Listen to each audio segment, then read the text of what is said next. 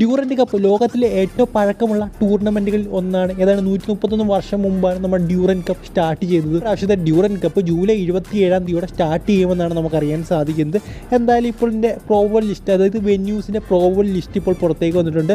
എന്തായാലും ഇവിടെ ഏതെങ്കിലും ഒരു വേദികളിലായിരിക്കും മിക്കവാറും, അല്ലെങ്കിൽ ഇതിലെ 1-2 വേദികളിലായിരിക്കും മിക്കവാറും ഇപ്രാവശ്യത്തെ ഡ്യൂറൻഡ് കപ്പ് നടക്കാൻ പോകുന്നത്. Salt Lake Stadium, Kishore Bharati ക്രീഡാംഗൻ, Jamshedpur, കൊക്രാജർ, Shillong, Imphal തുടങ്ങിയ സ്റ്റേഡിയങ്ങളാണ് ഇപ്പോൾ ഷോർട്ട് ലിസ്റ്റിൽ ഉൾപ്പെടുത്തിയിരിക്കുന്നത്. ഇത് salt Lake Stadium, Kishore Bharati ക്രീഡാംഗൻ, Jamshedpur ഇതൊക്കെ അത്യാവശ്യം നല്ല സ്റ്റേഡിയമാണ്. പിന്നെ കൊക്രാജർ, ഷില്ലോങ്, ഇംഫാൽ ഇവിടുത്തെ സ്റ്റേഡിയങ്ങളെക്കുറിച്ച് എനിക്ക് അത്ര നല്ല രീതിയിലുള്ള പിടിയില്ല.